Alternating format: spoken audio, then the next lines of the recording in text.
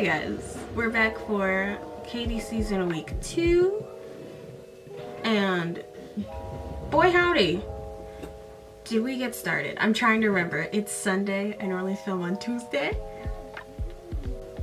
We go into our first group date, however, I feel like it's way funnier. I don't know why my note says that week 2 starts with drama, of course, in the trailer, talking about the worst clipped together "I'm just here for followers" that came out of Karl's mouth. Ugh, bless.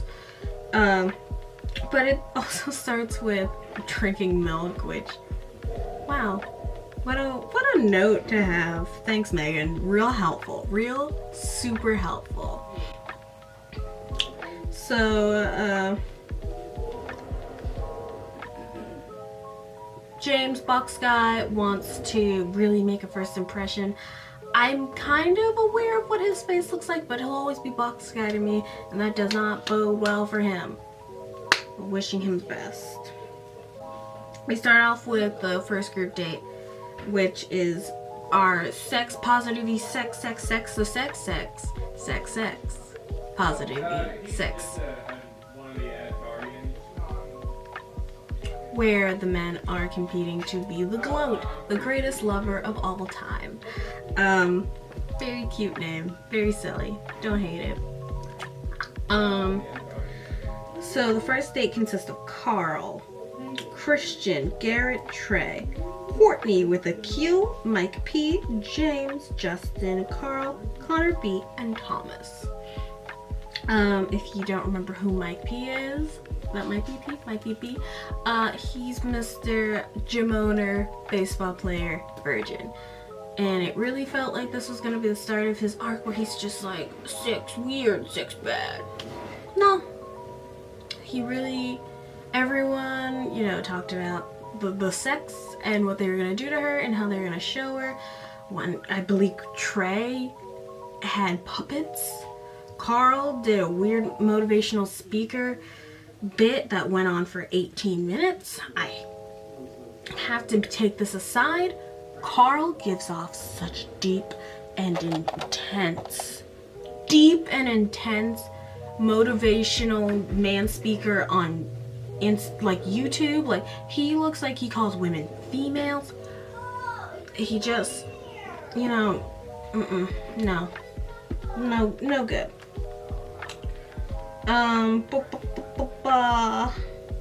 Someone give a foot rub. It was very, very cute, very good. And then Mike is like, I would wait another 31 years if it meant that I would get to be with you, the woman of my dreams. And it's like, oh, virgin. So he gets the GLOAT, but I don't believe he gets the rose. The rose. I feel like, are we in week 3? No, we're just in week 1. So many things happened this episode. Thank God it wasn't a weird one. I have to say that the show did a very good redirect. They made him look so weepy-eyed.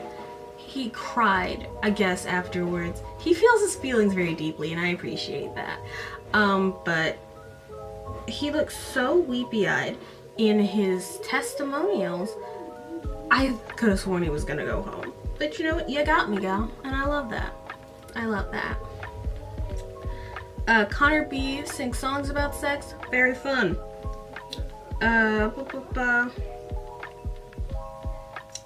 Someone gives the foot rub. Trey does the puppet sex. Mike looks disgusted at all these displays of gross sexuality. Fun. Someone brings back the sex toy, essentially the we're not rivals, we're peers situation. Karl, motivational speaker, upsetting. Mike wins. Good for Mike.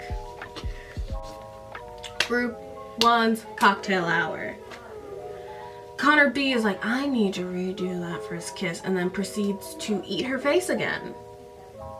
Just good for them.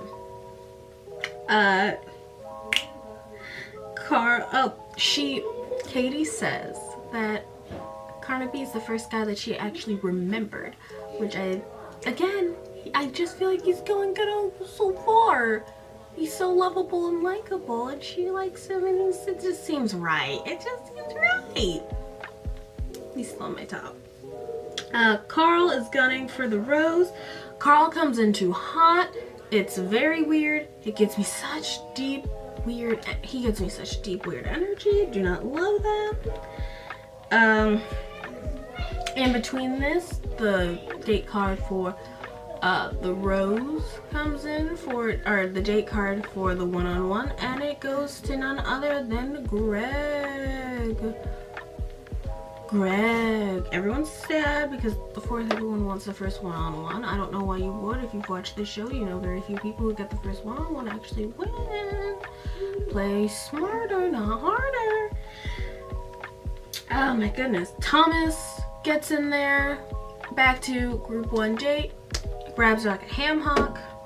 You know, Katie's very sex positive, but Katie is also not afraid to just get in there on camera. Good for them. Karl, this is when the edit really pivots to Karl looking like a supervillain. I could not tell you why, but he just, again, he gives me weird, I call women females on the internet energy, and for that, his crimes will never be forgiven. Thomas, who grabs like a ham hock, gets the first group date rose. And we can move on now to their date, the Gregs. We go on to Greg and Katie's one-on-one where they go camping somewhere on the property, and I believe they're in New Mexico. She talks about her dad and camping with him and how I have a broken nail. That's what I keep looking at. And how they would do certain things. They got the hole in the bucket to poop in, and you got pitching a tent. He straight up shoves the axe inside that bucket. I thought that is a safety concern, but whatever. Greg can't pitch a tent. Greg looks awkward, but they're having a good time reminiscing about dads, and as it came off very callously when I yelled it out while watching it, but they're part of, as Christina Yang would say in Grey's Anatomy, Dead Dad's Club. Come on, Dead Dad's Club. They have a good cry in the camp set, and then when they break up to go to dinner, they have another good cry and talk about their past fathers and how much their relationships mean to one another and how young they lost their fathers. Very beautiful if you've lost a loved one in your youth. Of course, he gets the rose. Group date number 2. So all the men who haven't gone on group date card 2 has John on Andrew S, Kyle, Aaron, Hunter, and Cody. Cool, going on a date. Our lovely hostesses do a little sneaky sneak because there's one thing Tasha and Caitlin love. It's a little come in banging around stuff. The guys come out in their pajamas and underwear so that they can be given jeans for them to pig mud wrestle each other for Katie's affection. I think they had a cute little name for it. Oh, they wanted Katie's big buckle. Yeah, wrestling for Katie's big bustle. Mud wrestling. Even before the fighting started, I thought, whoever they're putting up against the professional football player, they really hate you. You have no chance. Andrew S is gonna rock some crap, and good for him. And all the other fights are pretty unremarkable. The guys are all good-spirited about it. And then we were returned back to the beef that I couldn't remember the names of the people who were involved in the beef. Everyone should be wearing name tags. Editing should have name tags on all the men the first night, because you can't expect me to remember these men's names. There's 30 of them. So it was Cody and Hunter, and I guess they're from the same part of San Diego, wherever back home is. And they are in some conflict. He does not like him, does not like what he posts on social media, and apparently when they were fighting, you could just see the hatred, according to Katie, and she just needed to get to the end of it. So the winner of the big buckle is Aaron. Aaron is taken aside, and Cardinal Sin of Bachelor Nation is talking about other men while on your date. So of course Katie, but he didn't bring it up, Katie did. As far as the editing goes, which is all I can go off of, which, you know, that sucks for him, but it is what it is. Katie, he does not get a word sideways in about himself. It's just about him and Cody. And essentially we get the "you're not here for the right reasons" edit. She looks very thoughtful. They go to the cocktail hour for the date. She pulls Cody aside and is just like, "Hey guys," which is fair because, you know, I just don't think she was that into him. And it's just like, "Hey dude, I don't want you here. And I heard things about you that make me not want you here even less. So, bounce." So he bounces. It's, you know, it's one of those, again, we're pretty early on, so it's a no hard feelings kind of thing. Good for them. What is a zipper man? What is a zipper salesman? What is a zipper salesman? Oh my god, what do you do? That's what Cody does, by the way. This is all very vague, like, about what he did, which probably means pertains to politics in a way that the show's trying to stay away from, except for the nebulous idea that racism bad and sex positivity good. So I don't have another hair to be like, cut it out on, but you know. After Cody gets sent home, Katie looks sad, and my boy Andrew S sweeps in with the champagne, and it's like, "Oh my god, let's talk about your feelings. I just want to let you know that I'm here for you, girl." Yeah. Good for him. Always swoop in. I'm drinking a lot of coffee recently. Always swoop in when the Bachelorette wants you. It's a good choice. Andrew S has now solidified his place in my top 3. Good for him. Ah, yes, before we move into the cocktail party, Andrew S also gets the date rose, so good for Andrew S. Thomas, Andrew S, Greg are all safe for this week. Rose immunity. So, on to the rose ceremony cocktail party. I don't like Michael's energy. Hunter wrote what I can only describe as a Cro-Magnon letter for her at the group date 2. It's just written on like half-burned paper, and it's just like, okay, pretty, what about it? It's like, choices.